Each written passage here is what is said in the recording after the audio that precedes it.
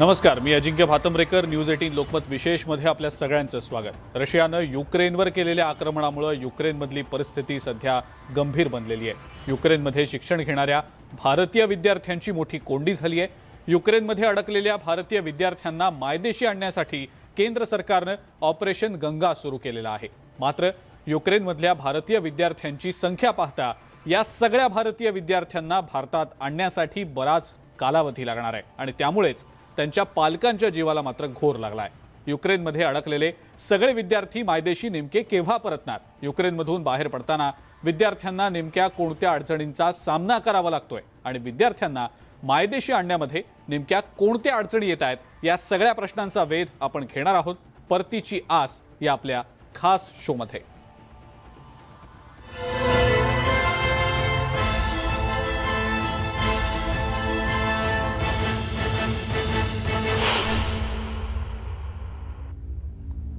वैद्यकीय शिक्षणासाठी गेलेला भंडाऱ्यातला प्रितेश पात्रे युद्धामुळे युक्रेनमध्ये अडकून पडला होता. त्यामुळे आता तो माघारी केव्हा परतणार याकडे त्याच्या कुटुंबाचे डोळे लागले होते. युक्रेनमध्ये दिवसेंदिवस परिस्थिती गंभीर बनल्यामुळे पात्रे कुटुंबही चिंतेत होतं. पण आता प्रितेश परतीच्या वाटेवर आहे. पाहुयात याच विषयीचा हा स्पेशल रिपोर्ट.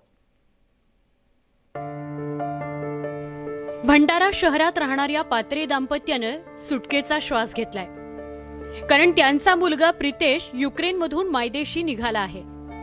युक्रेन रशिया युद्धामुळे आजही हजारो भारतीय विद्यार्थी युक्रेनमध्ये अडकून पडले. प्रितेशही त्यामध्येच अडकलेला एक विद्यार्थी. रशियातल्या हल्ल्यामुळे बंकरमध्ये त्यानं आश्रय घेतला होता. मात्र उणे तापमानात त्याला 4 दिवस काढावे लागले. तसंच खाण्यापिण्याच्या वस्तू संपल्यामुळे आपल्या मुलाचे प्रचंड हाल झाले, असं पात्रे दाम्पत्य सांगतात. 4 दिवसाचा पिरियडमध्ये तर खूप सारं घडलं. आणि घडलं म्हणजे कसं की व्हिडिओ कॉलनी तर काही करताच आलं नाही, पण मोबाईलमध्ये कसं तरी कोणत्या मित्रांसोबत मेसेज करून, आणि ते बंकरमध्ये अडकले होते. त्यांना जेवण वगैरे काहीच नव्हतं. जेवण म्हणजे कसं काहीतरी कुठलं स्नॅक्स किंवा काहीतरी खाणार, बस. 4 दिवसापासून जेवणही नाही केलं आणि पाणीसुद्धा नव्हतं त्यांच्याजवळ. झोप पण नाही आणि झोप तर बिलकुलच नाही. आणि त्याच्यामुळे कसं की तो एकदम म्हणजे डिस्टर्ब झालेला होता पूर्ण. 2020 पासून प्रितेश युक्रेनमध्ये शिक्षण घेतोय. नुकतंच त्याच्या आजीचं निधन झाल्यामुळे तो मायदेशी येणार होता. मात्र त्यापूर्वीच रशियानं युक्रेनवर हल्ला केल्यामुळे तो युक्रेनमध्येच अडकून पडला. त्याच दरम्यान प्रितेशचा मोबाईल फोनही बंद झाला आणि त्याच्या पालकांची झोपच उडाली. पण आता तो युक्रेनमधून रोमानियातील आश्रय केंद्रात पोहोचलाय, त्यामुळे त्याच्या पालकांचा जीव भांड्यात पडलाय. 2-3 दिवसांनीच आम्ही परत त्याला बोलवायचं ठरवलं, पण रिझर्वेशन मिळेना. आम्ही चिंतेत पडलो आणि लगेच तिथे जे सकाळच्या वेळेला त्यांना जे 4 दिवसाआधी जेव्हा त्यांना ते सायलन्स वाजलं ना, तर त्यावेळेला मुलं एवढे घाबरले की त्यांना वाटलं की आपलं शेवटचंच आहे. तिथली कंडिशन खूप क्रिटिकल होती ना. त्याच्यामुळे कसं होतं की बा आता सगळ्या बॉर्डर पूर्ण चारहीकडनं त्यांनी हे कॅप्चर करून ठेवलं होतं आणि नो फ्लाय झोन म्हणून त्यांनी डिक्लेअर केलं होतं. तर कसं होणार, काय होणार, तेच चिंता होती. पण शेवटी गव्हर्नमेंटने आपल्या इंडियन गव्हर्नमेंटने केलं, ते प्रयत्न केला आणि चांगलंच झालं ते. भंडारा जिल्ह्यातील 5 विद्यार्थी युक्रेनमध्ये अडकून पडलेत. आता प्रितेश परतीच्या वाटेवर आहे. महाराष्ट्रातून युक्रेनमध्ये शिक्षणासाठी गेलेल्या विद्यार्थ्यांची संख्या मोठी आहे. आजही राज्यातील हजारो विद्यार्थी युक्रेनमध्ये संकटात अडकले असून त्यांना लवकरात लवकर माघारी आणण्यासाठी प्रयत्न करण्याची आवश्यकता आहे. नेहाल भुरेसह bureau report, news 18 Lokmat, Bhandara. भंडाऱ्यातील प्रितेश रोमानियाच्या सीमेवर पोहोचला खरा, मात्र इकडे ठाण्यातील मयुरी अद्यापही युक्रेनमध्ये अडकून पडली आहे. मयुरी राहत असलेलं शहर हे रशियाच्या सीमेच्या जवळ असल्या कारणामुळे तिथं शिकणाऱ्या भारतीय विद्यार्थ्यांची मोठी कोंडी झाली आहे. आपल्या मुलीला लवकरात लवकर भारतात आणलं जावं अशी मागणी मयुरीच्या पालकांनी केली आहे. रशियन आर्मी सुमीमध्ये पूर्ण घुसली आहे आणि कुठे पण आर्टिलरी फायरिंगचे न्यूज येतात आणि आम्हाला पण गनशॉट्स ऐकू येतात, तर आम्ही खूप घाबरतो. एअर स्ट्राईकचे चान्सेस असतात. रेड अलर्ट वर जाते. कधी काल रात्री ब्लॅकआउट झाला होता सिटीमध्ये, लाईट्स नव्हते. सो हे सगळी सिच्युएशन आता चालू आहे आणि दिवसा सिच्युएशन खूप वर्स होत चालली आणि आम्हाला खूप भीती वाटते.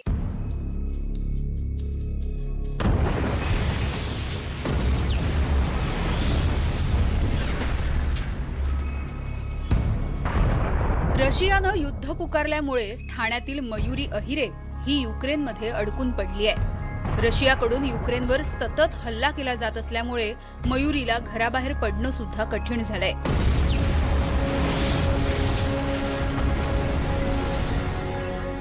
आजूबाजूच्या परिसरात सतत बॉम्बस्फोटांचे आवाज येत असल्यामुळे भीतीचं भयंकर सावट हे दिवसेंदिवस गडद होत चाललंय। अशातच जवळ असलेला जीवनावश्यक वस्तूंचा साठा सुद्धा संपला आणि त्यामुळे अनेक अडचणींचा सामना मयुरीला करावा लागतोय।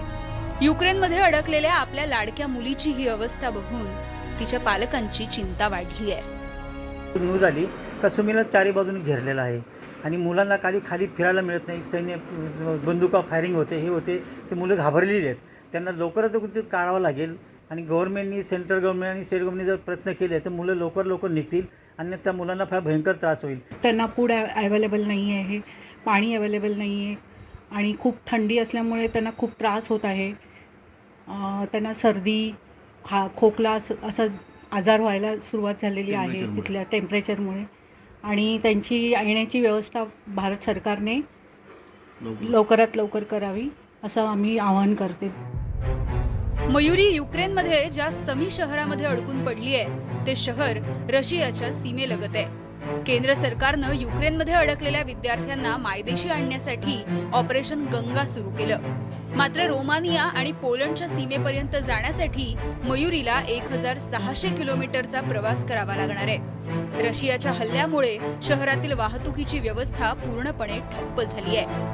अशा परिस्थितीत 1600 किलोमीटरचा प्रवास कसा करायचा असा यक्ष प्रश्न मयुरी समोर आहे। केंद्र सरकारनं त्यासाठी काहीतरी मदत करावी अशी मागणी या विद्यार्थ्यांची आहे। खारकीचीच मुलं गेले 1500 मुलं मेट्रोच्या गाडीमध्ये आज 2-3 दिवस अडकलेली आहे।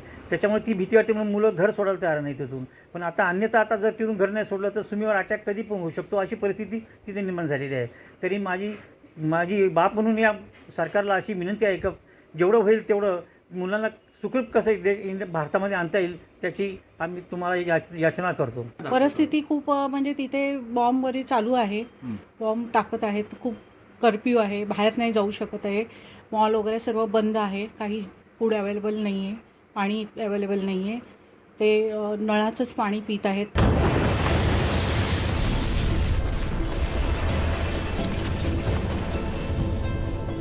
युद्ध सुरू झाल्यापासून मयुरी आणि तिच्यासोबत शिक्षण घेणाऱ्या विद्यार्थ्यांनी बंकरमध्ये आश्रय घेतलाय। रशियाकडून होणारे सततचे हल्ले बघता भविष्यात परिस्थिती आणखी गंभीर होणार आहे। पोलंड आणि रोमानियाच्या सीमेलगत असलेल्या शहरातील भारतीय विद्यार्थ्यांना युक्रेनच्या बाहेर काढण्यामध्ये केंद्र सरकारला यश आलंय। मात्र रशियाच्या सीमेलगत असलेल्या शहरात राहणाऱ्या विद्यार्थ्यांना सुखरूप बाहेर काढण्यासाठी अद्यापही कोणताही प्रयत्न होताना दिसत नाही। त्यामुळे भविष्यात ही परिस्थिती गंभीर होण्यापूर्वी केंद्र सरकारनं वेगाने हालचाली करण्याची आवश्यकता आहे। निखिल चव्हाणसह bureau report, news 18 Lokmat, Thane. Russia Ukraine युद्धामध्ये युक्रेनमध्ये जळगावातले तब्बल 12 विद्यार्थी अडकून पडलेत। काही विद्यार्थ्यांची त्यांच्या पालकांचा संपर्क झालाय तर काहींची मात्र संपर्क तुटलेला आहे। त्यामुळे हे पालक सध्या चिंताग्रस्त झालेले आहेत। आपला एकुलता एक मुलगा डॉक्टर व्हावा म्हणून मनोज कोल्हे यांनी मुलाला युक्रेनमध्ये शिक्षणासाठी पाठवलं होतं। मात्र युक्रेन रशिया युद्धामुळे मुलगा सुखरूप घरी केव्हा येणार याची चिंता आता कोल्हे कुटुंबाला लागलेली आहे। आता बॉर्डरकडे जातोय मी, टर्नअपकडे, इथे इतकी थंडी आहे, मी इनर थर्मल घातले तरी सुद्धा मला थंडी वाजते, कुडकुडत आहे।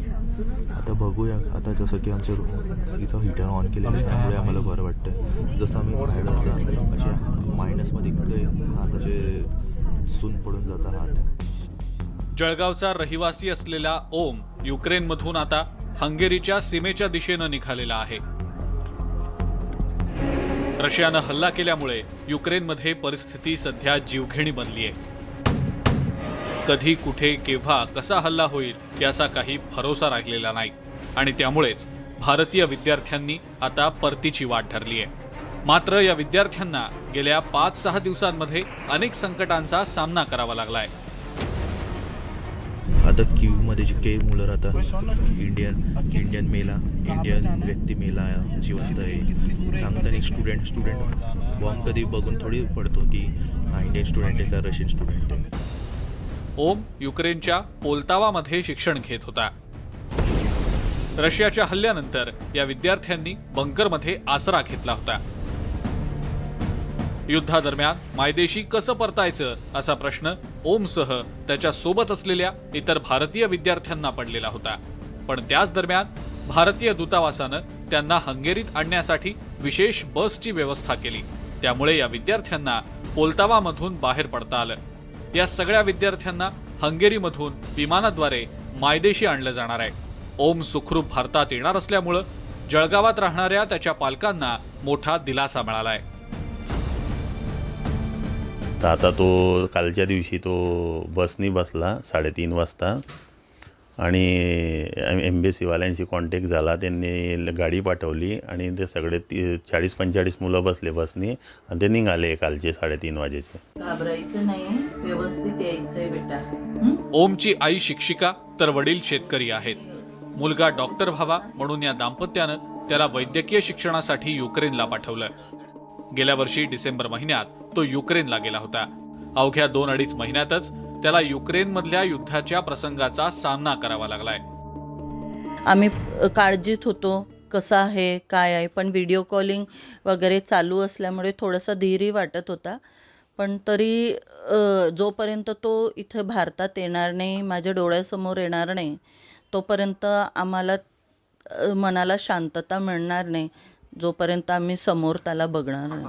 ऑन द वे मी बॉर्डरला जातोय, मला खूप आनंद होतो. ओम लवकरच आपल्या घरी परतणार आहे. मात्र युक्रेनच्या कीव शहरात आजही हजारो भारतीय विद्यार्थी अडकून पडलेत. त्यांना लवकरात लवकर बाहेर काढण्यासाठी सरकारनं प्रयत्न करण्याची आवश्यकता आहे. कारण कीवमधली परिस्थिती सध्या गंभीर बनली आहे. नितीन नांदुरकर, न्यूज 18 लोकमत, जळगाव. एका ब्रेकची वेळ झाली आहे. बघत रहा न्यूज 18 लोकमत विशेष.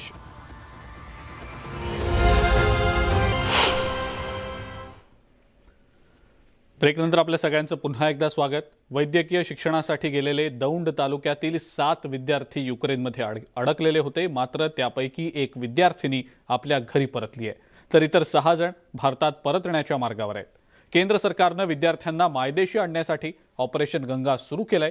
मात्र सध्याच्या विमान उड्डाणांची संख्या पाहता सगळ्या विद्यार्थ्यांना माघारी आणण्यासाठी अधिक कालावधी लागण्याची शक्यता आहे. त्यामुळे विमान आणि उड्डाणांची संख्या वाढवण्याची मागणी पालकांनी केली आहे.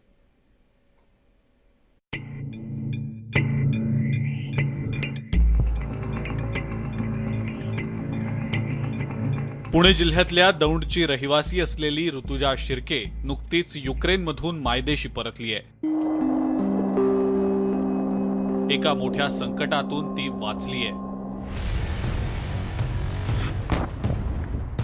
रशियानं अचानक आक्रमण केल्यामुळे युक्रेनमधील सगळी परिस्थितीच बदलून गेली आहे. ऋतुजा बुकोविनियन स्टेट मेडिकल युनिव्हर्सिटीमध्ये शिक्षण घेत होती. तिला चर्निवेस्ट ते बुखारेस्ट असा बसमधून 7 तासांचा प्रवास करावा लागला. त्यानंतर बुखारेस्टमधून या विद्यार्थ्यांना भारतात आणलं गेलं. आत्ता सध्या तिथे खूप जास्त लोक झालेत, खूप 3-4 हजार मुलं आहेत तिथं. तर त्यांना आता खूप अडचण येते तिथे. त्यांना जेवण वगैरे भेटत नाहीये, पाणी नाहीये, फोनमध्ये चार्जिंग नसल्यामुळे घरच्यांची पण कॉन्टॅक्ट होऊ शकत नाहीये. तर इंडियन एम्बॅसीने आता काहीतरी करायला हवं की ते लोक पण लवकर येतील, कारण त्यांना खूप त्रास होतोय तिथं. ऋतुजा घरी परतल्यामुळे तिच्या पालकांना थोडा दिलासा मिळाला असला तरी तिचा भाऊ अजूनही युक्रेनमध्ये अडकलाय. त्यामुळे शिर्के दाम्पत्याची चिंता कायम आहे. युक्रेनमध्ये अडकलेल्या भारतीय विद्यार्थ्यांना लवकरात लवकर मायदेशी आणावं अशी मागणी शिर्के कुटुंबियांनी केलेली आहे. आता हे मुलीच्या बाबतीत जर म्हणलं तर तिचा कॉन्टॅक्ट होतो, तो पण अडचण नव्हतं. पण म्हणजे आता मुलं 2 दिवस झाले तिथं उन्हात आणत -3 डिग्री टेम्परेचरला उभे आहेत आणि जेवण पण नव्हतं त्यांना. काल संध्याकाळी मिळालं, पण पहिल्यांदा अगोदर जेवणही नाही मिळालं. तर त्या परिस्थितीमध्ये त्यांची परिस्थिती त्यांच्यापेक्षा ते मुलांना पालकांना इकडे काही समजत नाही, कसलं कम्युनिकेशन नाही, काय नाही. तर ती जी स्थिती ती शब्दात वर्णन करता येणं एकदम अवघड आहे. म्हणजे शिर्के कुटुंबियांप्रमाणेच दौंडमधील माळी कुटुंबालाही आपल्या मुलाच्या चिंतेनं ग्रासलेला आहे. या युद्धामुळे दिग्विजय व्हेनेत्सियामध्ये अडकून पडलेला होता. मात्र आता तो रोमानियाच्या सीमेवर पोहोचला असल्याचं त्यानं आपल्या कुटुंबाला सांगितलेलं आहे. आता आम्ही सध्या रोमेनियन बॉर्डर सायरेटवरून रोमेनियन कॅपिटल बुचारेस्टकडे चाललो आहे. तो बाँड्रीला येत होता त्यावेळेस बर्फ पडत होतं, -3 डिग्री तापमान होतं तिथं. आणि आपल्या एम्बेसीकडून काही माहिती मिळेना, फोन उचलेनात. एवढी काळजी वाटायला लागली, रेंज येत नव्हती तिथं. परंतु खाण्यापिण्याचे एवढे काय हाल झाले नाही. त्याच्याबरोबर कालचं पूर्ण खाण्याचं होतं. परंतु आज मात्र एक 5-6 तास कसलाही त्याच्याशी संपर्क होऊ शकला नाही. त्यामुळं भयंकर काळजी वाटते. मुलगा रोमानियाच्या सीमेवर पोहोचल्यामुळं माळी दाम्पत्याला आता हायसं वाटतंय. पण युक्रेन आणि केंद्र सरकारनं वेळीच सावध केलं असतं तर आपण मुलाला लवकर मायदेशी आणलं असतं, असं दशरथ माळी यांनी सांगितलंय. विमानाची संख्या ही वाढवलीच पाहिजे आणि प्रत्येक शेवटी आईवडिलांची काय अपेक्षा असते की पटकन यावं, बरोबर आहे का? परंतु हे अचानक ह्या उद्भवलेल्या परिस्थितीला की तिथल्याही सरकारने जर वेळेवर सांगितलं असतं तर आम्ही मुलाला लवकर आणू शकलो असतो. दिग्विजय लवकरच मायदेशी परतणार आहे.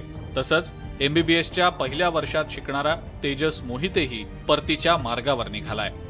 युक्रेनवरील हल्ल्यामुळे त्यालाही काही दिवस बंकरमध्ये काढावे लागल्याचं त्याच्या पालकांनी सांगितलं. युक्रेनमध्ये शिक्षण घेणाऱ्या महाराष्ट्रातल्या विद्यार्थ्यांना युक्रेन युद्धाचा मोठा फटका बसलाय. गेल्या 2 ते 3 दिवसात शेकडो विद्यार्थी मायदेशी सुखरूप परतले. मात्र आजही हजारो विद्यार्थी युक्रेनमध्ये मदतीच्या प्रतीक्षेत आहेत. सुमित सोनावणे, न्यूज 18 लोकमत, दौंड, पुणे.